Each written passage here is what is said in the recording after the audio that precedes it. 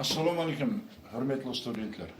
Bugün men yer kadastr pәнінен qaresiz memleketlerde dostluk avhamında GAMDA deb aytılады, yer kadastrını жүргізу өзгешеліктері hakkında kıskaça түсінік berip ötmekçimen. Qaresiz memleketlerдің beygarez dostluğunda yer kadastrı қалай жүргізіледі? Solardan içinde bizlerдің жер düzü hem жер kadastr sistemamızga köpçülük жағынан туыры келетігін. Солай болса да айрым жерлерінде өзгешеліктер бар. Россия Федерациясындағы жер ресурслары, жер düzü жұмыслары, олардағы имканиятлар қандай? 18 ғасырдың орталарында жерлерді шекаралау жұмыслары қалай алып барылған? Англиядағы һәм басқа да елдердегі жерлерді пайдалану һәм меншіктештіру құқықтары қандай? Бүгінгі өтілетін тема міне осыған бағышталады. Qaresiz memleketlerдің beygarez dostluğunda GAMDA жер кадастр тикарынан республикамызда жүргізіліп атырған memleket жер кадастрының принциптеріне һәм вазифаларына көпшілік тамаларына жақын келсе де, бірақ белгілі мұғдарда өз өзгешеліктеріне ие. Bunday қасиетлер тикарынан beygarez memleketler dostluğu avhamında yer maydallarının menşikleştirilgenligi tuğurdan tuğrar bazar münasebetine tartılganlığımenен farklanады. Rusya Federasyasında yer kadastrını жүргізу тикарынан kadastr palatası hem Rosgosrestr, yer resurslары hem yer düzü memleketlik komiteti жүктелген болып, жерлерді бақылау, кадастрлық бақылау тикарында жүргізіледі. Яғни, жерлерді кадастрлық бақылау дегеніміз, бұл қандай да бір белгілі жердің топырақтың өнімдарлығына қарап емес, пайтаққа қаншелі дәрежеде жақын тұрады, орайлы асфальт жолларға, суғарылатын тармақларға, hem başka da kommunallık sahalarga, bazarlarga qanşelli жақын болатығын болса, ол жерлерде тек топырақ өнімдарлығына қарамай аукционға қойылып, жоғары бағада сатылады. Жұмыс Россия Федерациясының конституциясына, низамларына, президент фарманларына, мемлекет думасының һәм Россия Федерациясы үкіметінің низамларына муафиқ халда әмелге асырылады. Rusya Federasyası yer düzü məhkəmələrinin tikarı vazifalarına töməndegiler kiredi. Birinci, yerlerden akılga muvafiq paydalanı hem yerlerde qorğau. Topraqtың önümdarlığını saxlау hem asırıp barу. Қоршаған орталықты жақсылау бойынша memleketlik siyasatты düzü, өткөру hem qadağalау. Жерлерді меншіктештіру менен байланысты болған жұмысларды көркемдештіру һәм оны өткөру. Жерден пайдалану һәм қорғау бойынша мемлекеттік қадағалауды іске асыру, мемлекет жер кадастры һәм мониторинг жұмысларын пайда ету, өткөру һәм жүртіп бару. Һәм де жер түзу жұмысларын алып бару болып табылады. Россияда жер кадастрлы жұмысларында Hazırki köpçülük жағдайларда, köpçülük жерлерде тек арнаулы рұқсат пенен ғана işletilетін приборларда, өндірісте, жоғары оқу орындарында, һәм басқа да керекли жерлерде бір мәртелік рұқсат алу жолыменен толық рұқсат берілген. Hürmetli студентлер, бұл жерде диққат етіп қарасаңыз, 2020 жыл январ айында biz бірге істесу достық сапары менен Россия Федерациясында болғанымызда, міне бұл жердегі жоғары оқу орнының өзінде мінекей дронлар аудиторияның, студенттердің, талабалардың оқу орындарында işletilу принципі, әхметі, олардан алынатын мағлұматларды дронларға жайластыру, түсірілген суретлерді алынған мағлұматларды қайта іслеу, һәм оларды қағазға түсіру, есапатқа алу жұмысларының туырдан туыры іслеп шығару һәм жоғары оқу орындарында істелініп отырғанының куәсі болдық.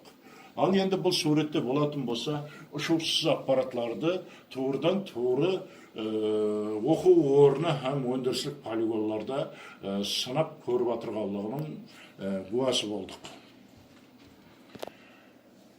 18 ғасырдың орталарына келіп, жерлерді шекаралау жұмыстары, жер иелерінің құқықтарын қорғау мақсатлары үшін давам еттіріліп отырған бір уақытлары Россияда ауыл қожалық жерлері һәм тоғай фонды жерлері емес, хәтте қала әулілерін де тізімге алу һәм есабын үйреніп алу күшетлері дүзіліп баслаған еді. Жерге һәм басқа да табиғи ресурсларға мемлекет мүлкшілігінің пайда болуы ямаса дүзілуі мөнәсәбәтіменен олардың һәм басқа объектілердің жағдайы турысында мағлұматлардың бір системаға келтірілген топламы сипатында кадастр түрлі территориялар һәм ұлыма мемлекеттік орайласқан экономикалық басқарудың зәрүр бір механизмі сипатында әмелге асырылып барылды. Кадастр дүнияның барлық мемлекеттерінде де жүргізіледі, бірақ жүргізілу принципі бойынша біреу-біреуінен белгілі молдарда fark етеді.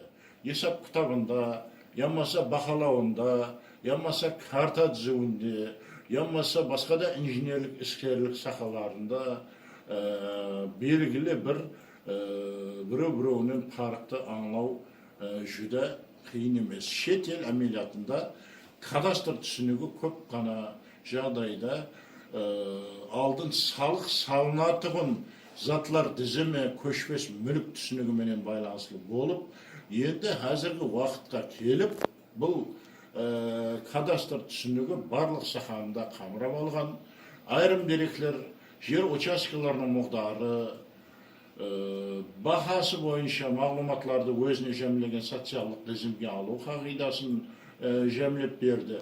Ал басқаларында болса архивпен байланысты болған шекаралар, һәм басқа да ішкі жер түзулерді картада график, түсінік қаты, һәм басқа да формаларда жарату, осы жерге болған талапты һәм жерді сақлап қалу бойынша іләжларды жүрту бойынша әр қилы елде біреу-біреуінен fark қылады. Мысалға, Америка Құрама Штатларында, Англияда, Францияда меншік жерлерге иелік ету құқығы анализлеп көргенімізде Америка құрамындағы жер һәм оннан пайдаланушылардың инглиз колониясы дәуіріндегі ең дәслепкі тарихи мемлекеттік жеке меншік жерлерді жүргізіліп отырған кадастрлық жұмыслардың тикарғы вазифасы жер салығын өндіру һәм жерлерді айналыста ұстап тұруды шөлкемлестіру һәм оны қадағалау болып табылғанда, осы 3 функцияны атқарып тұрған жер салығын өндіру, жерлерді айналыста ұстап тұру һәм оны қадағалау. 1862 жылы белгілі алым америкалы Гомстед деп аталған Америка низамы бойынша әрбір Америка гражданына бос тұрған сахра һәм аз өнімдарлы жерлерден аз болса да, көп болса да, әркімнің имканиятына қарап жерлерді ажыратып беруді ұсыныс етіп, осы арқалы жерлерден ұлыма пайдалану коэффициентін жоғарылатуды ұсыныс еткен. Ауыл қожалық жерлерінің үлкен бөлігінің ең диқаншылық қожалықтарының ұлыма жер көлемінің 38%, мемлекеттік меншікті құрайды, жеке меншік жерлер 62%, соның ішінде ең ірі жер майдаларын пайдалану үшін төмендегі өнімдарлы таулар, сахралар, тундралар, мемлекеттік 50%-те 70%-ке шекем Аляска штатының барлық жерлері жайласқан. Міне, үрметлі студентлер көріп отырсыздар, жерлерден 62%, ярымынан көбі меншікте, 38% мемлекеттік меншікте. Al Angliyada yerlerde kadastrlık jürtüler, menşikleştirүү hukuklары formalары tikarığı 3 toparga bölüngen bolup, olarda şartsız menşik, ömürlük menşik, korkkana menşigi, erkin menşik, senin menşikleri bolup hesaplanады. Yerlerde menşikleştirүүnün tikarığı forması Angliyada şartsız menşik bolup hesaplanады. Hazırki vaqtda Angliyada yerlerden faydalanуу hukuku bu yerlerde toluğu menen jeke menşikleştirүү. Burjuaziyalыk tutum dep aytılады bu menşik hukuku akvayı feodal түсүнүгүнөн kelip чыккан bolup 1290-жылы oşo münasebet menen arnaun түрдө bayramda kılıngan 1925-yıl kabul etilgen yuridikалык жактан talaplar dalillenip hüjütleştirilgen başka da narseler işlep çıkılan. Fransiyada yerlerde kadastrlık жұмысларды жүртүү, меншикleştirүү hukukları tömendegiden ibarat. Olarda kuramalı köp basqıçlı mexanizm yerlerden akılga muvaffak пайдаланууга bagdarlangan. Yerlerde menşikleştirүү түсүнүгү ulama menşikleştirүү bazasına tayanıp anıklanады.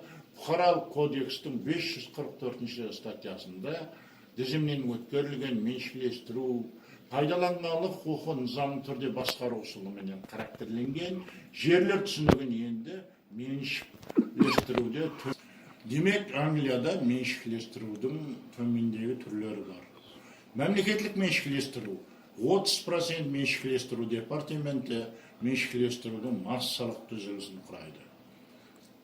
Ondan sonrası algaçkı общиналык жамиятке кас жамиятлык меншикleştirүү болуп эсептелет. Бұл 28%-ті құрайды. Жамиятлык меншикleştirүүлөр дегенде bizlerde мына бурунку колхоз принципине сәл жақынырақ келеді. Ondan соңғы тикарғы көпшілік пайдаланып отырған меншіктің түрлері бұл жеке меншік 42%, ең үлкен процентті құрайды. Француз бұқаралық кодексі ауыл қожалық арендасы шариатларында белгіленген. Ауыл қожалық арендасында осы түрлерге бөлінген жеке меншік аренда фермерлік издалина колониясы малларды сүрім үскөнөлөрүн малларды ижараға беру принциплері болып табылады. Hürmetli студенттер, qaysi elde bolsa da kadastr жер hesabını алып бару, жерлерден кадастрлык маалыматка тикарланып пайдалануу har кандай жагдайда да пайдалы натиже береді. Har xili елдердің жерлерден пайдалануу натижелерін қарап көргөнүмүздө біз жерлерді жердің топырақтың өнімдарлығы бойынша бақылау, осы жөнінде реализация қылудың ең сенімді һәм анық усулу екенлигинин дәлелі болдық.